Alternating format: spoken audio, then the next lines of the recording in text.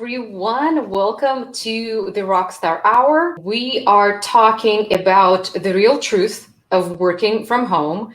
And there are definitely a few considerations that you should keep in mind once you actually start your own business, onboarding new clients and start building up your client portfolio. It doesn't matter whether you are a service provider or if you're in the business of coaching or maybe selling your own products online in your e-commerce store. So it really doesn't matter because these practices actually and these considerations apply no matter where you are in your journey and no matter what industry you're in. So what I wanted to start with today is introducing myself. My name is Oksana, and this video is streaming live in the Remote Rockstars Club group on Facebook. So welcome to everyone who's watching, who's part of our community. Oh my gosh, like every day, all the comments, all the questions that I get from you guys is absolutely invaluable for me because it gives me a little bit of a sneak peek into you guys' world as far as what's important for you, what's present for you right now, what is part of your world, and what is maybe on your heart, on your mind.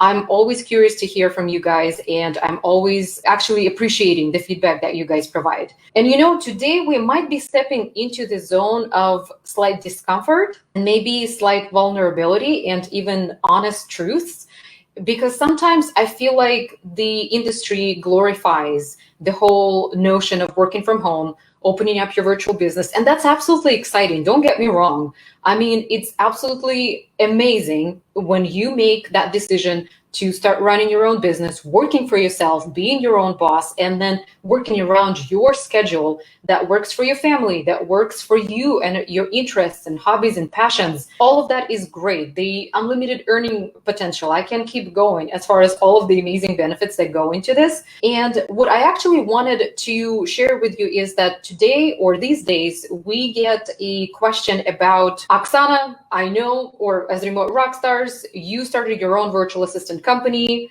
How has that been for you? What does your journey look like? And basically, what have you learned so far? So we Remote Rockstars have been in business already for 3 years, and we have a client portfolio with 11 clients in our roster. We absolutely love them. And you know what? Every day is basically a learning journey, to be completely honest. Every day there are some challenges that we face.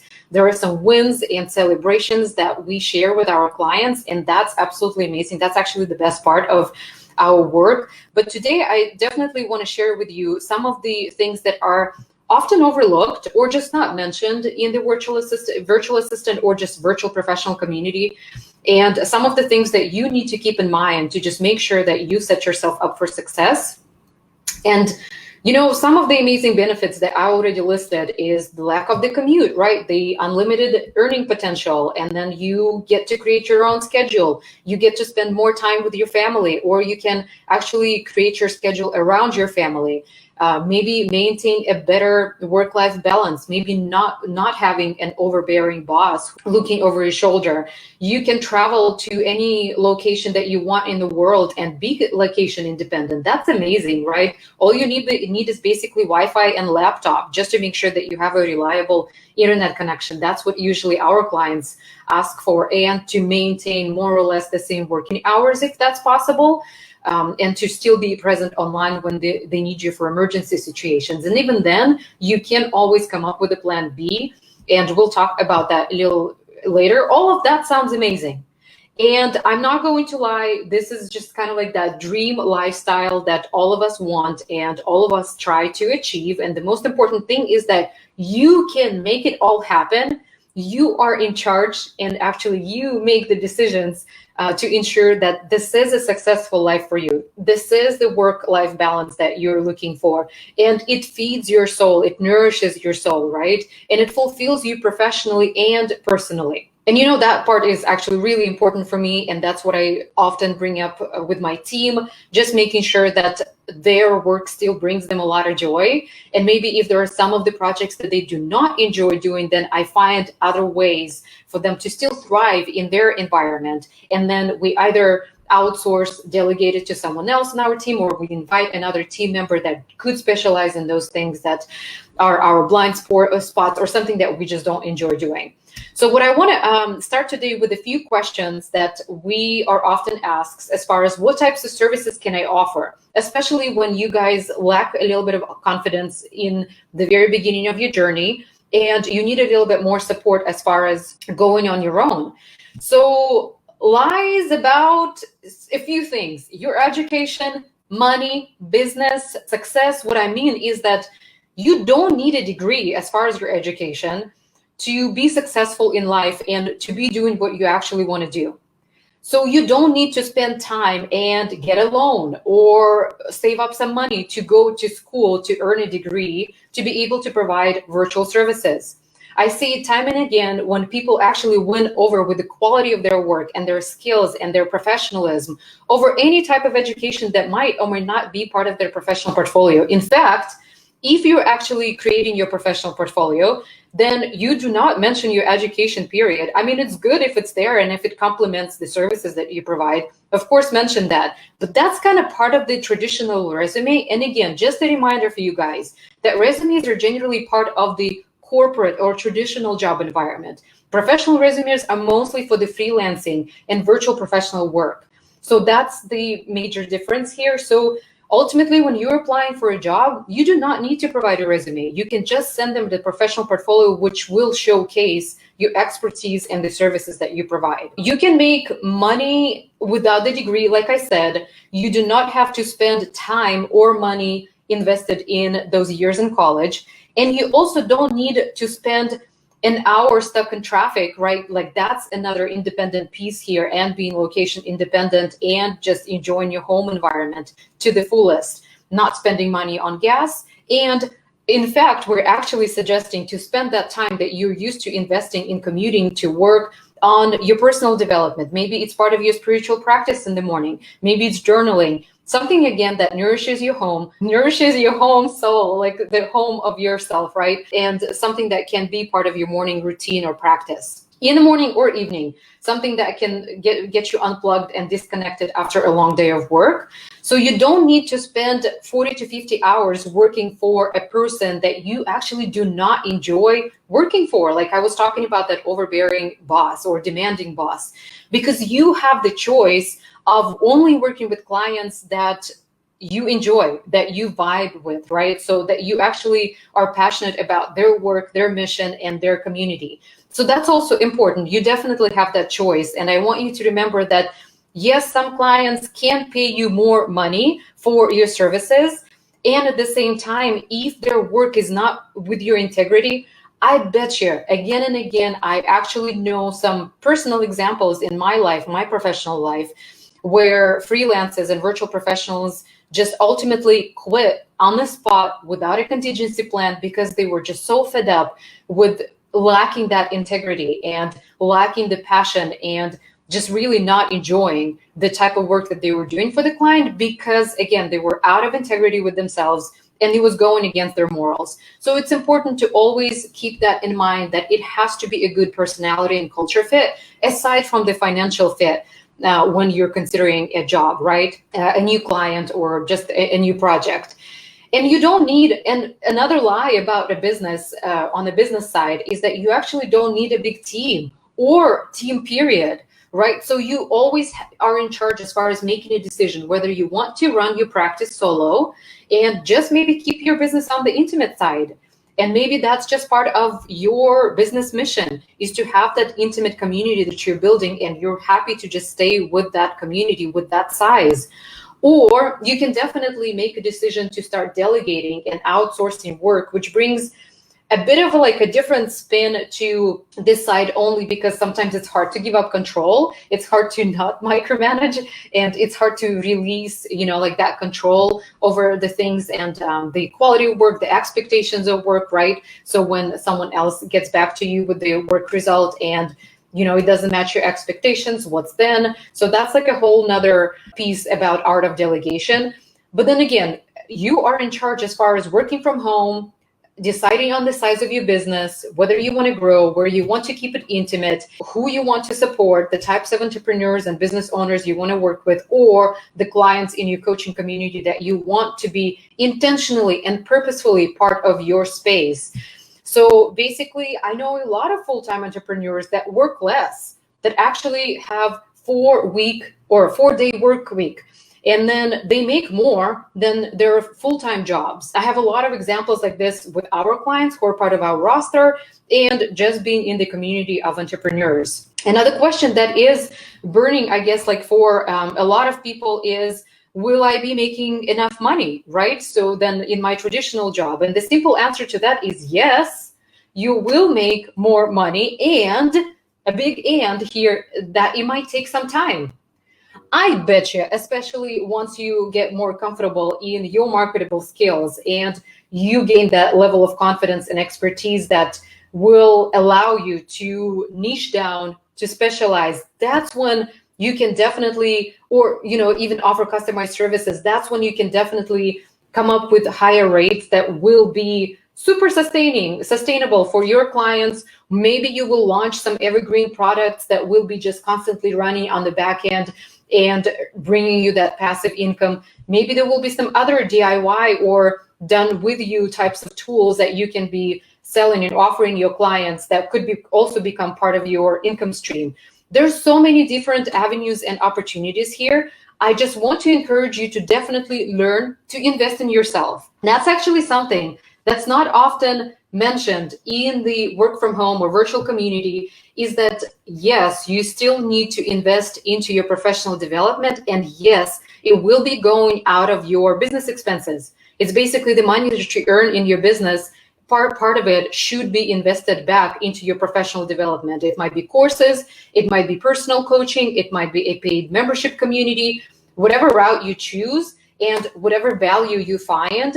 Ultimately, that is going to be you who will be paying for that professional development. But it's absolutely important. The more skills you have, the more in-depth knowledge you have and expertise you have, the more confident you are. That just goes hand in hand like that. And then the more opportunities you have to probably raise your rates or customize your prices or offer retaining packages that are absolutely invaluable to clients. And you become a must-have on their teams instead of a nice to have or maybe have not. So that's super important here. As far as the earning potential, one caution that I guess I would bring up here is try to avoid falling for any of the online scams. This is something that is coming up on our Rockstar Live that I will be touching on in September, only because a lot of people have been reaching out to us in the community asking, does this look legit? Like, is that email actually legit and credible? Does this look like a real company? I definitely want you to be careful. There are a lot of really shady offers out there, and I would not want you to fall for any of the online scams that does ultimately affect your bottom line. So this is something that we are going to be breaking down in September in one of our Rockstar Lives, and that will be real life examples and some of the red flags with the messages from people that we receive that will definitely give you that in-depth knowledge of what not to do and what types of jobs not to accept.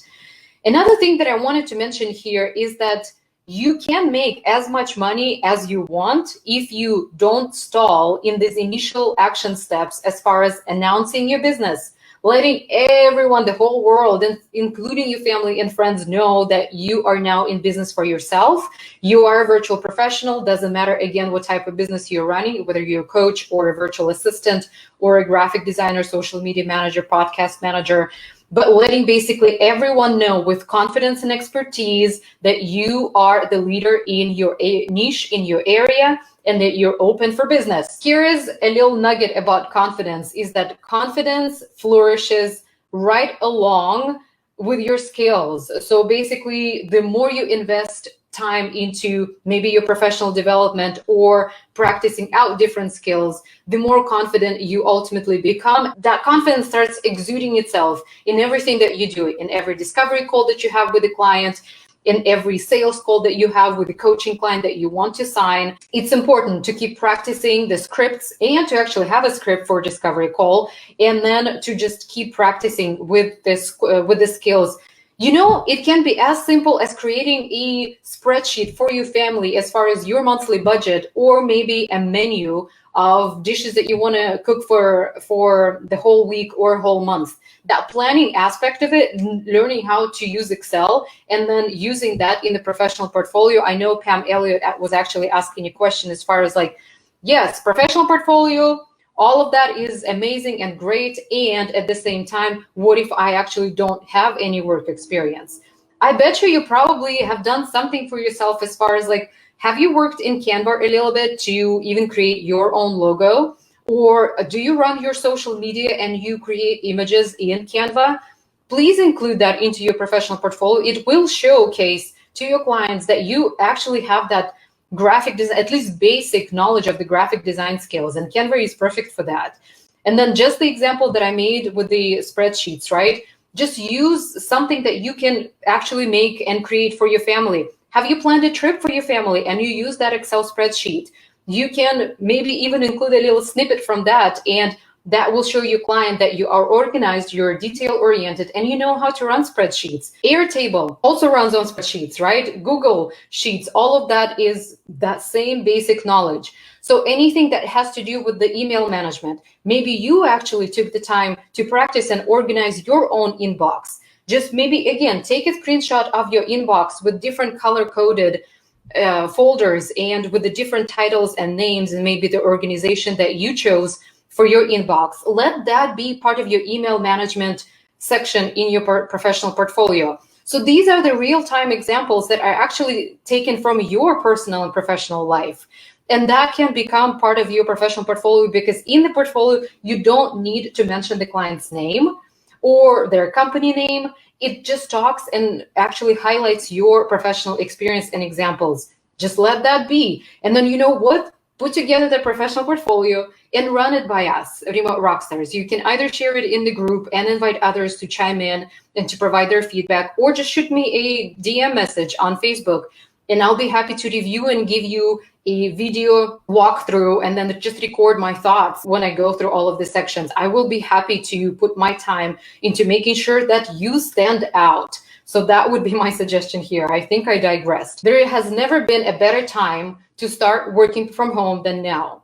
What I'm trying to say is that a lot of full-time companies, traditional companies, and then virtually operating businesses are actually so focused on investing into the talent that they can hire online, because that helps them save on any of the outside or offline resources. There is no investment into the renting the space, paying for any of the utilities and services associated with that rental space. You're actually working from home. You're saving that company resources, and that's why they're so motivated to keep on going and having their staff work from home. And there are so many tools these days that still keep us all connected and together, like the Slack, Zoom, and then Facebook actually workplace developments, that all of the programs that they're launching for workspace. That's amazing. You are then becoming more and more marketable as a virtual professional, because it's not only that you already know how to navigate the virtual space,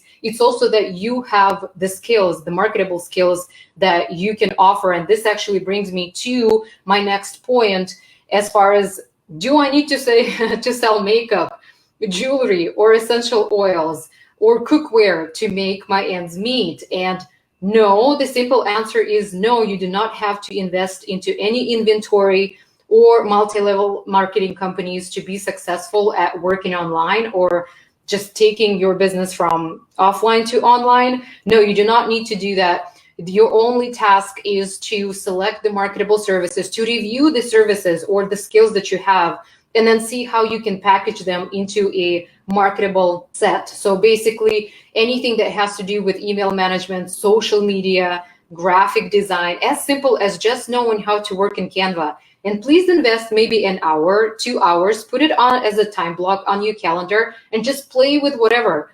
Explore all of the tabs that are available in Canva. Explore all different types of projects that you can create there, all different aspects and ratios and everything. You don't have even to invest into a paid Canva account. A lot can be done with a free account. And honestly, with Remote Rockstars, we still use a free account. More skills, more money. That's what I'm trying to say. And the better and the more confident you become in your skills, the more it will be showing through all of the discovery calls and any type of conversation you strike with a potential client or with your existing clients. And your existing clients actually want to see that you're professionally growing, right? And they want to see that you are growing not only with their company, but as a professional, as far as maybe offering up additional suggestions, maybe offering up something new that you've learned before. And even though you haven't maybe had the actual skill to test it and implement it, offer it to a client and see if they're willing to experiment and test it out on their audience or maybe in their practice. Who knows? And again, like that would be an added value that you're providing and offering to your client. Why not? More skills, more money. So basically living and learning, this is what's happening with Remote Rockstars, and that's part of our professional culture here within the company, because we do seek out professional opportunities for learning and investing into our professional development. So just improve or add more skills to your belt, and maybe even ask your clients for more types of tasks or diverse set of tasks that will test your knowledge or your expertise and will give you the opportunity to grow with them in that way. So some of the things that I actually wanted to mention now that are not so shiny and not so pretty when it comes to working from home, but they are the honest truth that sometimes are overlooked or intentionally not said, not seen, not heard, or maybe some people are in denial. I don't know what happens here, but I can tell you that working from home can be super lonely and isolating only because you're always by yourself. I mean, I don't know, of course, everyone's situation as far as their family environment, how much time they have to devote to their professional work, but ultimately, it's you and the task, it's you and the client. And some of us are providing those types of services that actually do not require a real FaceTime with the client, which means that that's even, like another realm of like just staying within the email. And again, that communication, that personal interaction is just not there. And so solution is, I feel like from our side, and that's what Remote Rockstars does, outside of us actually socializing and really devoting team meetings to the connection and the authenticity building type of time, is to stay plugged in with all of your social communities, all of your professional communities online. It might be Facebook, it might be in Zoom, it may be either offline events that you might be part of or online by email. It doesn't matter. Just basically maybe seeking out purposefully or intentionally or planning intentionally the events where it would create the environment and give you the opportunity to socialize and just to stay connected and maybe share some of your interests that are outside of work with other people and keep nourishing your soul again. Number 2 is you will be in charge of your own financial situation. And what I talk about here is your taxes, bookkeeping, your end of the year accounting. All of that is going to be part of your routine, and you will just have to follow the rules, the specific format of submitting it, of tracking it, reporting it. And my only thing here would be open as soon as you can a separate business account and do not mix your personal and business expenses, and try to run your business account as clean as possible. Basically, do not put personal purchases on your business card, be it a debit card or a credit card, and just try to keep it as clean as possible, like I said, so it's easy for you for bookkeeping, or another bookkeeper or an accountant, tax professional who will be looking at your financial records.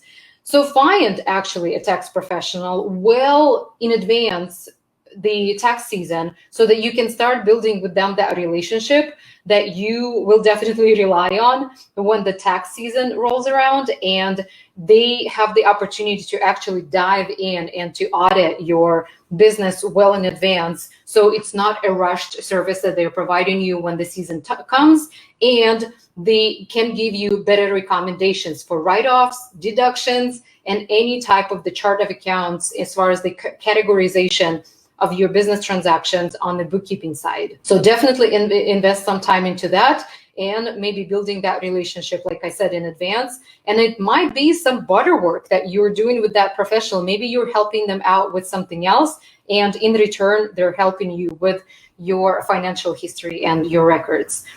And then you are the leader you are the person of authority and expertise when it comes to client work. Your clients will be looking up to you. They will be asking for your suggestions and recommendations, and you will need to show off your confidence and your knowledge and expertise in your field, in whatever you do. And so basically asking maybe sometimes uncomfortable questions, maybe tackling some sticky situations, be it in the customer service side or maybe something where it comes to handling payments and in past due invoices, anything that has to do with your daily operations. Some of this might not be quite your comfort zone, right? And maybe something that has to do with tracking your hours and your clients questioning some of the records in your timesheet and why it took so long, or why do I see this task and not this task on your list? Whatever it is, you need to be in charge and you need to show your confidence, expertise, and your initiative and professionalism every day. Basically, in every step that in your client work, it just has to be true professionalism. Another thing is that I also wanted to mention that's often overlooked as far as when people start running their work from home businesses, is that you need to invest and maybe take an overall inventory and look of your home office environment. Do you have a desk? What does your background look like when you do Zoom videos? Oh my gosh, there's been so many times when I just see lots of clutter, when I see some some baskets or some boxes that are in the back. If there is nothing really flattering or inviting in or welcoming in your background, just please use a blank wall. Try to maybe clear out that wall space so that it's just that white background. But be mindful as far as how professionally you look online, because it's so important these days. I mean, we're all basically living in Zoom or on Facebook Lives. Please invest some time into reviewing your home office environment, and it can be as simple or sometimes expensive as your laptop, your desktop computer, your web camera, right? Like your mouse, any extra space that you need on your desk, any of the online tools that you need to keep running your daily operations and might be helpful in your client work. And then maybe as other things like babysitters and daycare, that also has to be part of your work from home plan, right? As far as like how you're going to be available and when are you going to be available to your clients. So those investments should be and will be coming out of your business expenses, right? And that's why it's important to not only plan and factor that into your monthly budget, but also, again, to have that separate business account where you're not mixing it with personal expenses, because usually professional expenses like the home office or any of the office supplies, again, could be written off or could be a deduction that you will need to speak about and discuss with your tax professional. So tracking your income versus spending in that regard is also important as far as how much do you actually invest into your home infrastructure. Just looking at those expenses at the end of the year can be quite illuminating. And then the very last thing that I wanted to mention here, that's number 5 on our list, is you are not going to be paid for any of your time off, for any of the sick leaves or any of the family emergencies, paternal leave, any parental leave, any type of leave that you're actually planning or not planning when it's more of an emergency. And that's why I feel like an absolutely important aspect here is to have an emergency fund in your savings account. So when you open a checking account, maybe try to also focus on savings account or a different high yield savings account where that money can sit. Basically, it's recommended or it's advised in the financial industry to always have at least 3 months worth of your business expenses saved up. So this is the money that you are not tapping into, that you're not using for your daily or monthly operations. It's just always there saved up for you for any of the unforeseen financial hardships or emergency situations when you're not able to continue your client work and when you're not able to continue to be paying yourself or anyone on your team if you're working with any of the freelancers. so that you can comfortably actually have those business expenses covered based on your emergency fund. That's absolutely important. And I feel like, yes, maybe this is part of your business journey where you don't start doing that from day one only because your primary concern is to build up your client portfolio. I completely understand that. And if there is any opportunity, as soon as you start signing up maybe 3-5 clients, or if you have a continuous retainer package, something that gives you a little bit more of the stable income, and you can put away at least maybe $100 a month, that's already $1,200 by the end of the year. That's pretty good. And then start maybe estimating what your actual business expenses are a month so that you can start building up that emergency fund and something that will help you to fall back on if there's a family emergency, or if you just simply want to go on vacation and you still want to be paid. Our personal expenses don't go anywhere. The bills are always there that we need to pay. And so even if it's just a fracture of the regular monthly pay that you get on a regular basis, you will still have that fund that will be able to help you out with those regular bills when you're having and enjoying your time off. So these are the major things that I wanted to touch on today. And what I wanted you to do right now is just take a deep breath and don't freak out as far as like, oh my gosh, there is so much that I need to keep in mind and just to basically do to run a successful business. And that's why we're here. I mean, we're already 3 years into our journey, and we can definitely share as part of our story, right? Share our experiences and parts of our journey that worked, that didn't work, that were a complete failure, or a different pivoting direction that we took in our work. Or you can just ask me, well, Oksana, you started your practice solo, working as a virtual assistant. How did you arrive to the point where you wanted to start building a team? And what has been like for you? You can ask us anything in the group. And that's what I actually encourage, because sometimes, like I said, some of the not so illuminating or maybe not so attractive truth of the working from home is that it could be isolating and lonely. And sometimes you feel like, yes, there is a sea, the ocean of resources online, right? And at the same time, sometimes it feels like you are just not supported because, oh my gosh, where do I go with my question? So go to Remote Rockstars, and if we are not familiar with this issue, if we cannot help you with your problem or challenge or your concern, we will find someone in our communities and our network who can step in and give you that recommendation or help you just navigate the world of business. I mean, it's hard. I'm not going to lie. There are definitely sometimes daily things that I find out and discover myself, and that I need to actually invest time into researching, or maybe asking my accountability buddies, anyone, my mentors, anyone who's I'm looking up to in our virtual community. And there's no shame in that. There is no shame in reaching out and using your community resources. I know sometimes it might make us look like we don't have our things together. And at the same time, well, you know what? I'm still learning. And that's just going to be part of my journey. And it's a vulnerable spot for me. And maybe it hurts a little bit of my pride when I have to go and reach out for questions and answers, or look for answers. And you know what? That's just part of life. And I am actually being proactive, and I'm initiating this conversation that might be out of my comfort zone. Just like I started this video when I was saying that this might be a vulnerable and out of our comfort zone conversation. And in a lot of ways it is. And I feel like running your business just really strips you off all of those fears and limiting beliefs. It's just basically part of your professional, well, actually personal, spiritual type of journey, where you're learning so much as far as relying on others, right? Working as a team, collaborating with others, reaching out for help, asking for help, and then, you know, being just grateful for the time investment and the energy investment that people offer us back. It's all part of that life journey we're all pursuing. And like what I said in the very beginning, you can make it all happen. Ultimately, you are the leader, you're in charge, and you do have the community that you can fall back on. I hope you remember that. Always reach out. You are a rock star. I truly believe in that. You can make it all happen. And good luck on your journey. This is it for today.